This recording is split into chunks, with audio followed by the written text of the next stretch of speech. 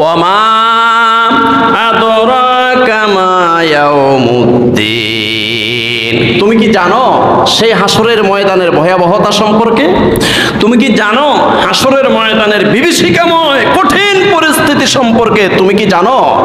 সুম্মা মা আদরাকা মা ইয়াউমুদ্দিন, আল্লাহ পাক আবার জিজ্ঞাসা করতেছে, তুমি কি জানো? তুমি কি অবহিত আছো?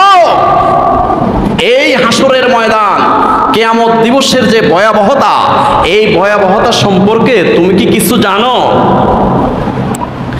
ইয়াওমা লা তামলিকু নাফসুন লিনাফসিন শাইআ, আল্লাহ পাক জবাব দিচ্ছেন, হ্যাঁ শোনো, কিয়ামত দিবসটা এত ভয়াবহ হবে। ইয়াওমা লা তামলিকু নাফসুন লিনাফসিন শাইআ, এই ভয়াবহতার মধ্যে একজন মানুষ আরেকজন মানুষকে কোনো সাহায্য করতে পারবে না। ইয়াওমা লা তামলিকু নাফসুন লিনাফসিন শাইআ, একজন মানুষ আরেকজন মানুষের কোনো উপকারে আসবে না।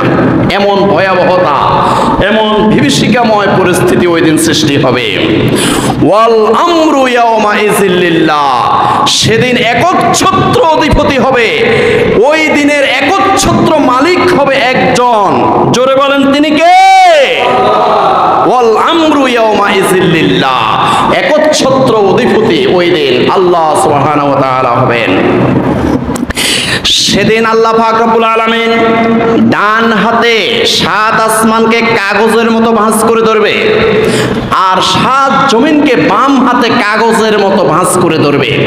হাসরের ময়দানে আল্লাহ রব্বুল আলামিন বলবেন, আনাল কাহ্হার, আনাল জাব্বার, আনাল মুতাকাব্বির, ফাআইনাল মুতাকাব্বিরুন। হাসরের ময়দানে আল্লাহ রাব্বুল আলামিন কাহ্হার রূপ ধারণ করে ওই দিন বলবে, আমি আজকে প্রতাপশালী, আমি আজকে রাজাধিরাজ। দুনিয়ার রাজা বাদশারা আজকে কোথায়? দুনিয়ার অত্যাচারী বাদশারা কোথায়? দুনিয়ার অত্যাচারী শাসকরা কোথায়? আসো আমার সাথে কথা বলার জন্য সামনে আসো।